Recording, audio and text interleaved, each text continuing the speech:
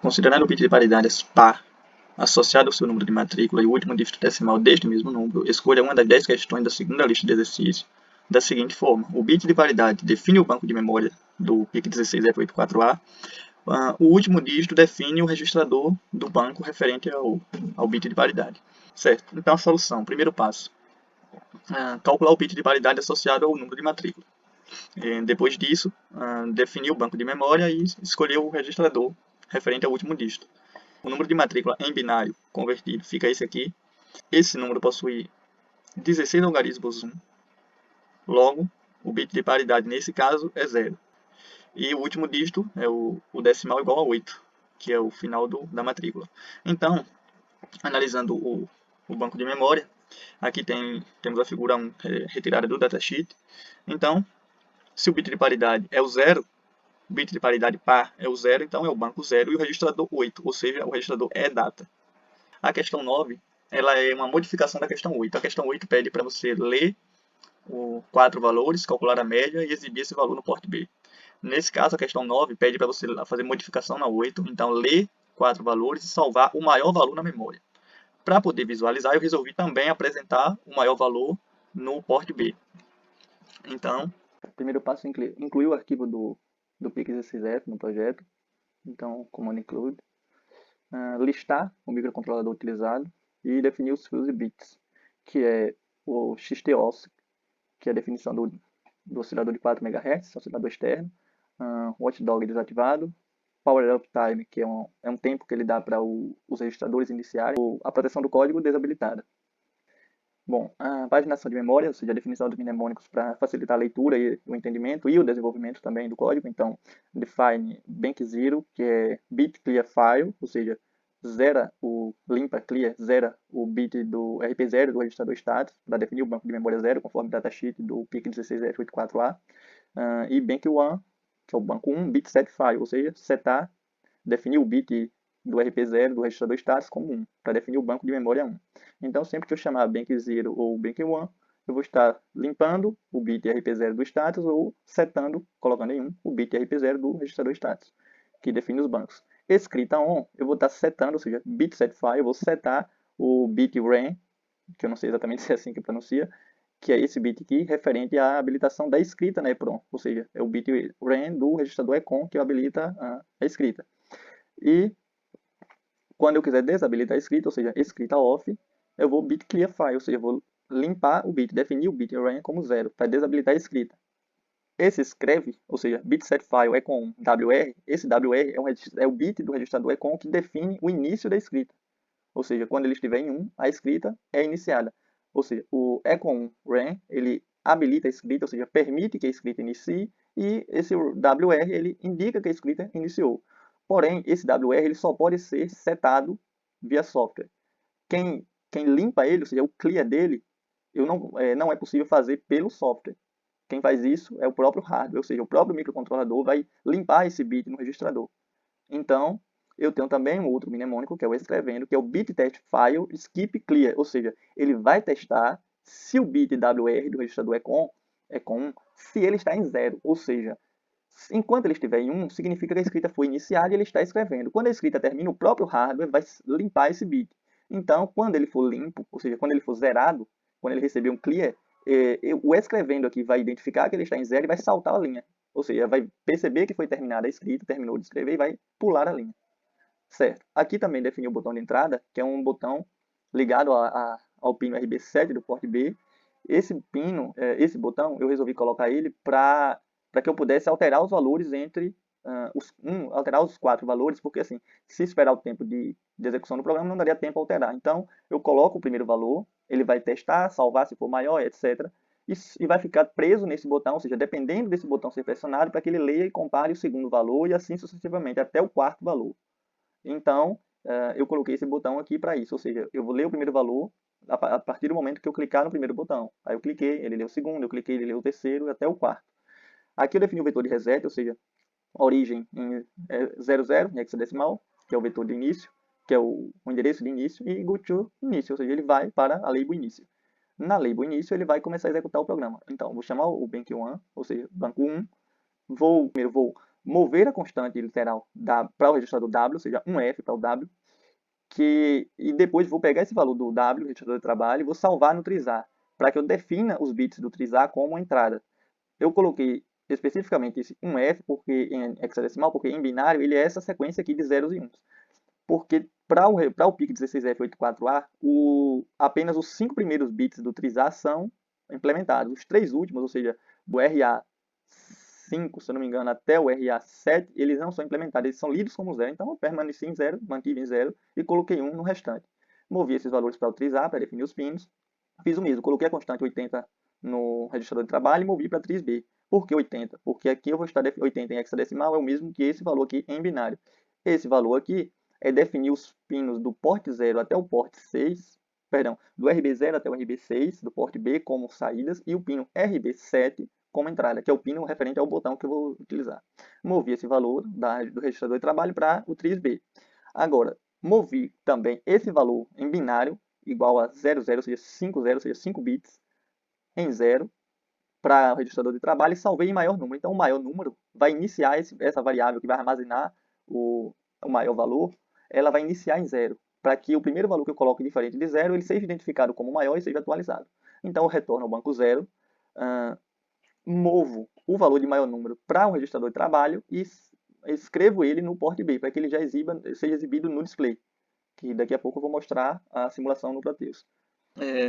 Eu vou chamar o banco 1, ou seja, bank1, selecionar o banco 1, vou criar file, ou seja, vou desabilitar todas as interrupções, que é zerar o bit GE do registrador intcom, que é a interrupção geral, então vou desabilitar bit clear file, ou seja, vou zerar e desabilitar todas as interrupções, que é recomendado pelo próprio datasheet do microcontrolador. Sempre que for fazer uma escrita, para desabilitar as interrupções. Vou mover o valor da variável maior número para o registrador de trabalho e vou pegar o valor do registrador de trabalho e vou gravar na memória no registrador de data. Nesse momento, a escrita vai ser iniciada com o setar o bit WR do registrador ECOM1 para indicar que a escrita iniciou, e esse bit vai ser verificado pelo comando escrevendo, que vai ser um bit dash file script clear, ou seja, ele vai testar se esse bit está em 1 ou em 0. Se ele estiver em 1, ele vai ficar nesse loop aqui até que o bit aqui seja 0, ou seja, terminou a escrita, o próprio hardware vai zerar ele, e esse bit vai ser 0, e ele vai saltar essa linha, vai sair do loop. Então, a escrita terminou, ele vai habilitar o comando escrita off, que é bit clear file, ou seja, vai zerar o bit da WRAN, WRAN, do registrador ECOM1 para desabilitar a escrita, e aqui bit set file intcom, ou seja, vou habilitar de volta as interrupções e retornar ao banco 0. Bom, aqui tem o loop para receber os 4 valores. Então, eu vou mover essa constante em decimal igual a 4 para o registrador de trabalho e vou salvar esse valor no contador. Esse contador ele vai ser decrementado lá na frente do código, ele vai ser decrementado até que ele chegue em 0.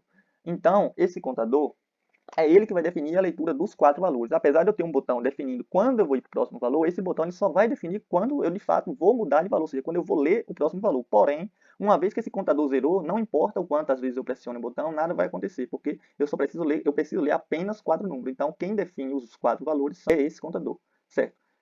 Então, vou colocar esse valor inicial no contador e vou para teste do botão. Go to, um desvio incondicional para teste do botão. No teste do botão, que está aqui, eu vou primeiro bit test file script clear, ou seja, vou testar se o bit é igual a 0 ou 1, ou seja, e vou pular se ele for igual a 0. Então, esse botão está ligado em nível lógico baixo, ele usa um registro de pull down, então ele funciona em 0. Então, sempre que ele for 0, eu vou pular essa linha, esse desvio para a leitura loop, e vou para teste botão. Então, sempre que o botão estiver em 0, que ele não estiver pressionado, eu vou ficar em um loop. Ou seja, go to teste botão, venho para cá, ele está em 0, eu pulo, vou para o desvio teste botão, volto para cá, fico em loop. Certo?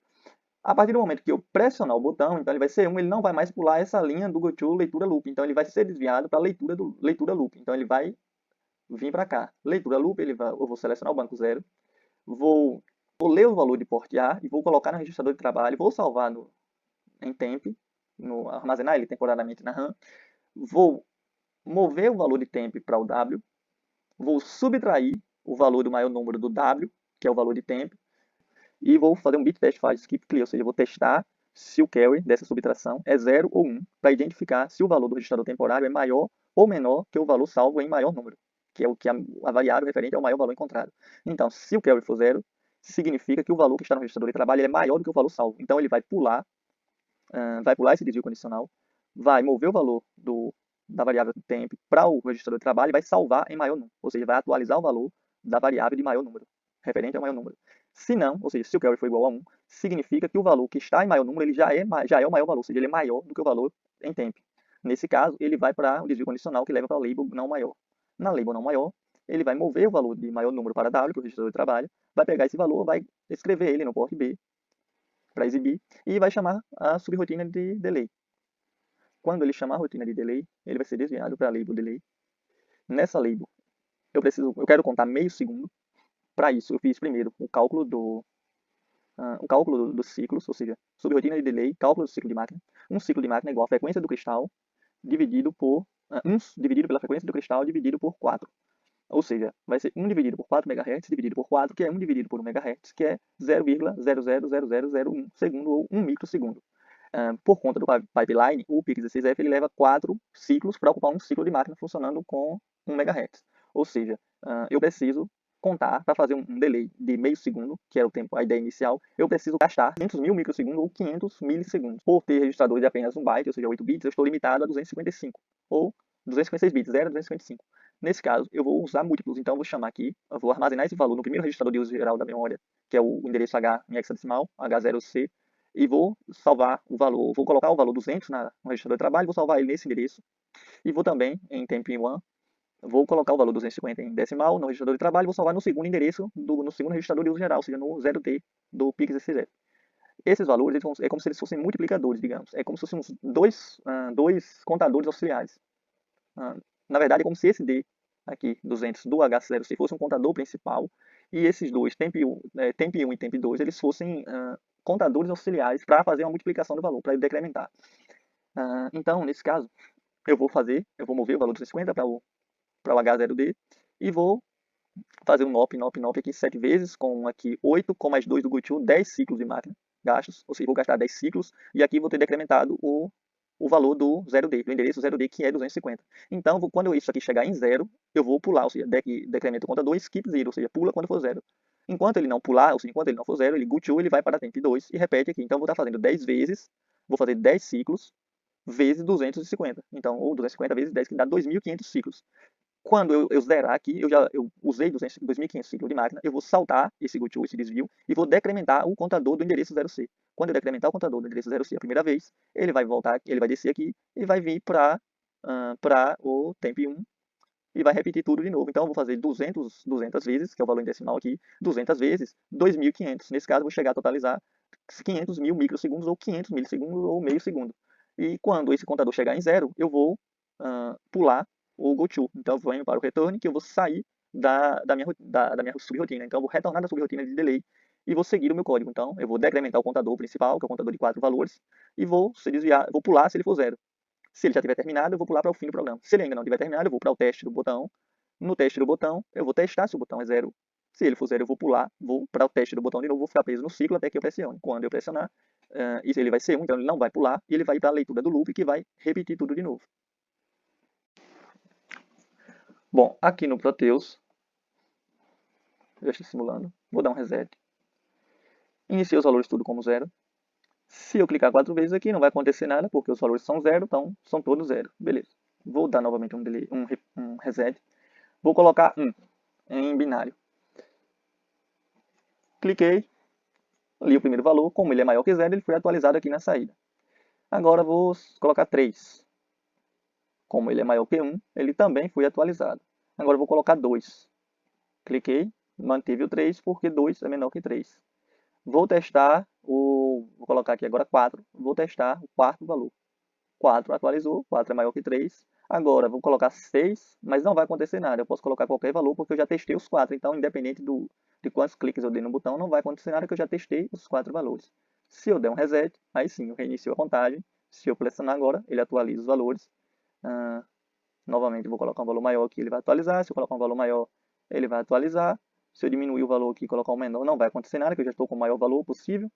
E a partir de agora não acontece mais nada, que eu já testei todos. Se eu der um reset,